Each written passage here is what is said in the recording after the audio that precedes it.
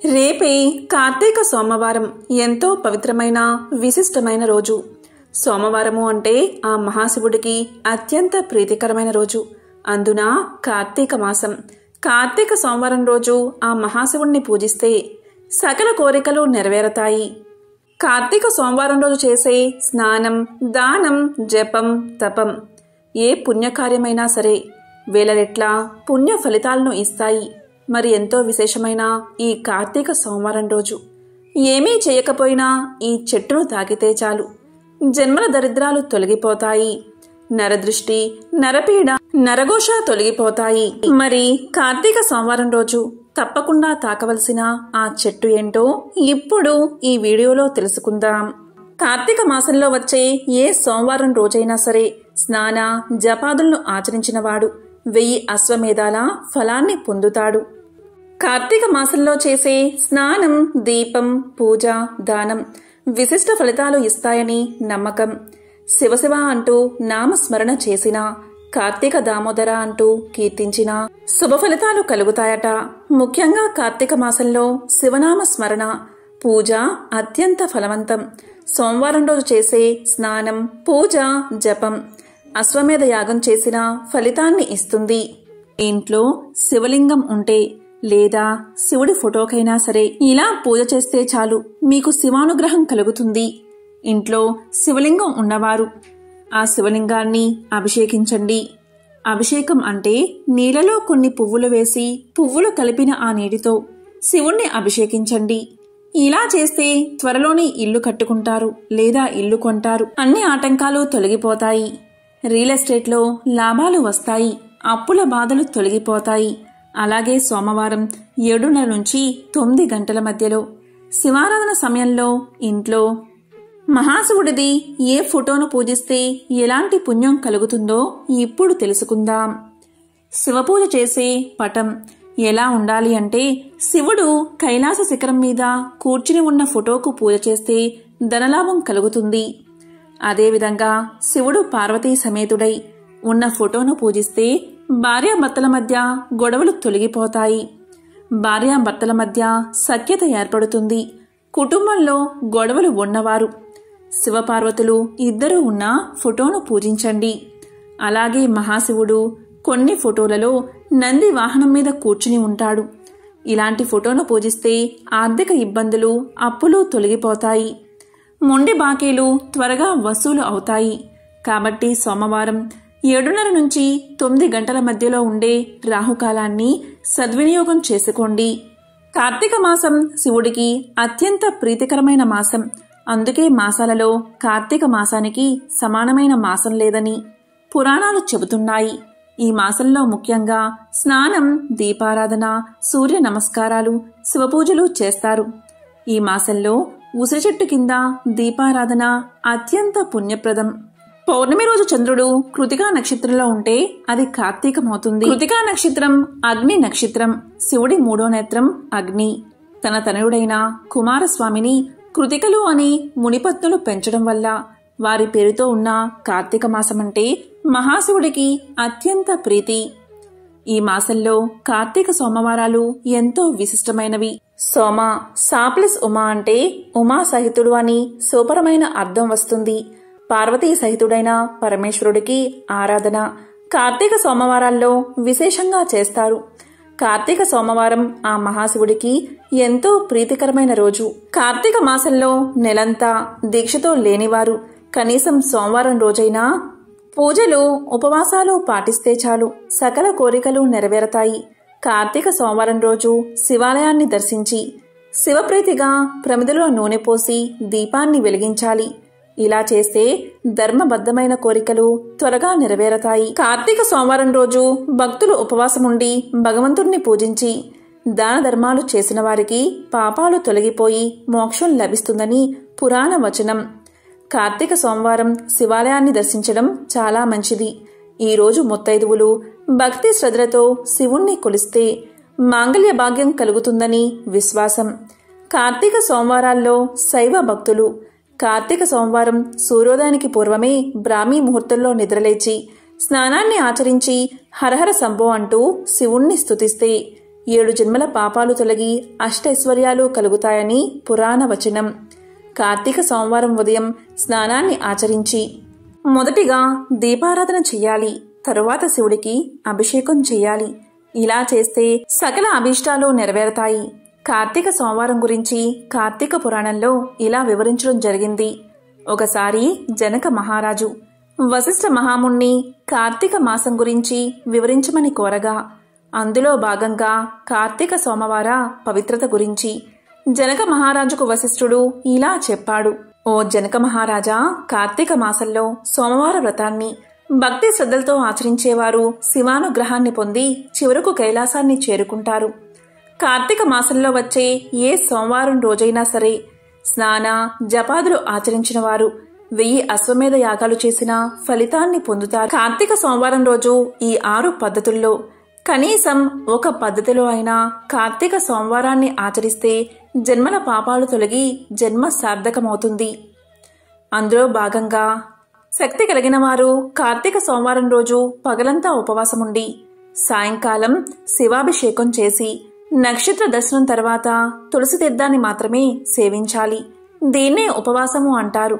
ఇది సాధ్యం కానివారు రెండవది స్నాన దాన జపాదులను యథావిధిగా చేసుకుని మధ్యాహ్నం భోజనం చేసి రాత్రి భోజనానికి బదులు తులసి తీర్థాన్ని సేవించాలి. దీనినే ఏకభుక్తము అంటారు. ఇది కూడా సాధ్యం కానివారు మూడవది పగలంతా ఉపవాసముండి రాత్రి నక్షత్ర దర్శనం తర్వాత భోజనం చేయాలి. దీనిని నక్తము అంటారు. ఈ నక్త ఉపవాసం మహాశివుడికి అత్యంత ఇష్టమైన ఉపవాస పద్ధతి. ఇది కూడా సాధ్యం కానివారు నాలుగవది భోజనానికి తాము ప్రయత్నించకుండా ఎవరైనా వారికి వారుగా పిలిచి పెడితే మాత్రమే తినాలి. దీనిని అయాచితము అంటారు. ఇది కూడా సాధ్యం కాకపోతే ఐదవది ఈ రోజు స్నానాన్ని చేసి శివ పంచాక్షరి మంత్రాన్ని జపించాలి. దీన్నే స్నానము అంటారు. మాకు జపించడం చేత కాదు, తెలియదు అనేవాళ్లు ఆరవది అయినా చేస్తే చాలు. కార్తీక సోమవారం రోజు నువ్వులను దానం చేస్తే సరిపోతుంది. దీనిని తిలా దానము అంటారు. ఈ ఆరిటిలో ఏదో ఒక దానిని కార్తీక సోమవారం నాడు ఆచరించాలి. ఏదీ కూడా ఆచరించకుండా ఉంటే అలాంటివారు 8 యుగాల పాటు మహారౌరవాది నరకాలు పొందుతారని జనక మహారాజుకి వశిష్ఠుడు తెలియజేశాడు. కాబట్టి కార్తీక మాసంలో వచ్చే ప్రతి సోమవారం రోజు పగలంతా ఉపవాసముండి రాత్రి నక్షత్ర దర్శనం తర్వాత భోజనం చేయాలి. అలాగే ఈ రోజంతా ఓం నమశివాయ అనే పంచాక్షరి మంత్రాన్ని జపిస్తూ దైవ ధ్యానంలోనే గడపాలి. ఇలా చేస్తే అలాంటి వారు శివ సాయుధ్యాన్ని పొందుతారని వశిష్ఠుడు జనక మహారాజుకు తెలియజేశాడు. కార్తీక సోమవారం రోజు స్నానం కాని దానం కాని జపం కాని చేస్తే అశ్వమేధ యాగం చేసిన ఫలితం దక్కుతుంది. ఇందులో ఎటువంటి సందేహమూ లేదు. కార్తీక సోమవారం రోజు శివుడికి మారేడు ఆకులను సమర్పిస్తే ఆ మహాశివయ్య సంతోషించి సకల ఐశ్వర్యాలు కలిగిస్తాడు. అదేవిధంగా జిల్లేడు పువ్వులను శంకు పుష్పాలను ఆ మహాశివుడికి సమర్పిస్తే కోరికలు తీరుస్తాడు. ఈ రోజు శివాలయంలో ఆవు నెయ్యితో దీపారాధన చేస్తే అష్టైశ్వర్యాలు కలుగుతాయని పురాణ వచనం. ఎవరైతే కార్తీక సోమవారం రోజు శివాలయంలో దీపారాధన చేస్తారో అలాంటి వారి సమస్త దోషాలు తొలగిపోతాయట. ఆ మహాశివుణ్ణి భక్తితో కొలిస్తే శివ సాయుధ్యాన్ని పొందుతారట. కార్తీక సోమవారం రోజు దీపదానం చేస్తే సమస్త పాపాలు తొలగి ఐశ్వర్యవంతులు అవుతారట. స్త్రీలు కాని పురుషులు కాని ఎవరైనా సరే కార్తీక సోమవారం రోజు ఉపవాసముండి సాయంత్రం నక్షత్రాలను చూసి రాత్రి భోజనం చేయాలి. అలాగే ఈ రోజు శివలింగానికి అభిషేకం చేసి పూజ చేసి రాత్రి భోంచేసిన వారు మహాశివుడికి ప్రీతిపాత్రమైన వారవుతారు. కార్తీక సోమవారం రోజు ఆ మహాశివుణ్ణి మల్లెపూలతో పూజిస్తే అలాంటి వారి పాపాలు సూర్యోదయం తర్వాత చీకటి పోయినట్లు తొలగిపోతాయట. ఎంతో విశేషమైన కార్తీక సోమవారం రోజు ఏ చెట్టును తాకాలి అంటే అదే మారేడు చెట్టు. మారేడు చెట్టు అంటే శివుడికి ఎంతో ప్రీతికరం. ఆ మారేడు చెట్టు దగ్గరే శివుడు నివాసముంటాడని శాస్త్రాలు చెబుతున్నాయి. త్రినేత్రుడు త్రిగుణాతీతుడు అయిన పరమేశ్వరుడికి మారేడు దళాలు అంటే మహా ఇష్టం. శివరాత్రి రోజు తెలుసో తెలియకో ఒక్క మారేడు దళాన్ని శివలింగం మీదకు విసిరినందుకే చాలామంది భక్తులకు ఆ జన్మలోని పాపాలన్నీ నశించి ఉత్తర జన్మలన్నీ ఉత్తమోత్తమ జన్మలుగా లభించాయి. మన పురాణాల్లో ఇలా కేవలం మారేడు దళాలను శివలింగానికి అర్పించి సులభంగా పుణ్యాన్ని సంపాదించిన భక్తుల సంఖ్య అధికంగానే కనిపిస్తుంది. శివాలయంలో నిత్యం బిల్వార్చనలు అంటే మారేడు దళాలతో అర్చనలు, పర్వదినాలన్నప్పుడు 1,00,000 బిల్వార్చనలు జరుపుతూ ఉంటారు. ఇలా చేయడమంతా మారేడు విశిష్టతకు ప్రతీకగా కనిపిస్తుంది. మారేడు చెట్టు గురించి శివ పురాణంలో తెలుపబడి ఉంది. మారేడు చెట్టు మహాదేవుడి స్వరూపం. ఆ చెట్టును దేవతలంతా స్తుతిస్తారు. లోకంలో ప్రసిద్ధి చెందిన పుణ్య తీర్థాలు ఎన్ని ఉన్నాయో అవన్నీ మారేడు చెట్టు పాదులో ఉంటాయి. ఆ చెట్టు మూలంలో లింగ రూపంలో ఉన్న మహాదేవుడైన శివుణ్ణి పూజించడం ఎంతో పుణ్యప్రదం. మారేడు చెట్టు మొదట్లో స్నానం చేసిన వారికి సర్వతీర్థాల్లో స్నానం చేసినంత పుణ్యఫలం లభిస్తుంది. అలా స్నానం చేసిన వాడే అసలైన పవిత్రుడని పురాణాల్లో పలుచోట్ల చెప్పడం కూడా ఉంది. ఆ చెట్టు కుదురు ఎంతో గొప్పది. అది నీటితో తడిసి ఉన్నప్పుడు మహాదేవుడు చూస్తే ఆయనకెంతో ఆనందం కలుగుతుందట. శివుడి అనుగ్రహం సంపాదించాలి అంటే మారేడు చెట్టు మొదటిని నిత్యం నీటితో తడపాలి. గంధ పుష్పాదులతో ఆ మూలాన్ని పూజించిన వారు శివలోకానికి అర్హులవుతారు. ఆ భక్తుల ఇంట సంతానం సుఖం వర్ధిల్లుతూ ఉంటుంది. మారేడు చెట్టు మొదట్లో శ్రద్ధతో వరుసగా దీపాలు పెట్టిన వారికి తత్వజ్ఞానం లభించి అంత్యంలో మహాశివుడిలో ఐక్యమయ్యే అదృష్టం కూడా లభిస్తుంది. కొత్త చిగులుతో ఉన్న మారేడు కొమ్మను తాకడం, ఆ చెట్టును పూజించడం ఇలాంటివి చేస్తే పాప విముక్తి కలుగుతుంది. కాబట్టి ఎంతో విశేషమైన ఈ కోటి సోమవారం రోజు సాధారణంగా ప్రతి శివాలయంలోనూ మారేడు చెట్లు ఉంటాయి. కాబట్టి మీరు శివాలయానికి వెళ్ళినప్పుడు మారేడు చెట్టు దగ్గర ఇటువంటి విధి విధానాన్ని పాటించండి. మీ ఇంట్లో లేదా మీకు దగ్గరలో మారేడు చెట్టు ఉన్నా సరే ఇలా పాటించండి. ఏం చెయ్యాలి అంటే మారేడు చెట్టు మొదట్లో చెంబుడు నీళ్లు పోయండి. అలాగే పువ్వులతో ఆ చెట్టును పూజించండి.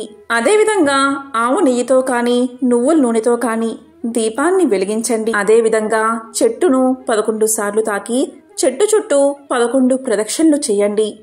ఇలా చేస్తే చాలు, ఆ మహాశివుడి సంపూర్ణ అనుగ్రహం మీకు కలుగుతుంది.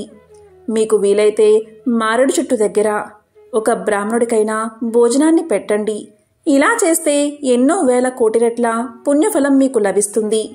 ముఖ్యంగా కార్తీక సోమవారం రోజు మారేడు చెట్టు కింద పాలు నెయ్యితో వండిన పరమాన్నాన్ని శివభక్తుడికి పెడితే అది మొదలు ఇంకా ఎప్పటికీ ఏ జన్మలోనూ అలా పరమాన్నం పెట్టిన వాడికి దరిద్రం అనేదే ఉండదట. కాబట్టి ఎంతో విశేషమైన ఈ కోటి సోమవారం రోజు మారేడు చెట్టును తాకి మారేడు చుట్టూ ప్రదక్షిణ చేసి అక్కడ దీపాన్ని వెలిగించి స్వామికి పరమాన్నాన్ని నైవేద్యంగా సమర్పించి ఆ పరమాన్నాన్ని పూజ పూర్తయిన తర్వాత ఇంట్లోని వారంతా ప్రసాదంగా స్వీకరించండి. ఇలా చేస్తే చాలు, ఆ పరమేశ్వరుడి అనుగ్రహం తప్పకుండా మీకు కలుగుతుంది. ఓం నమః శివాయ.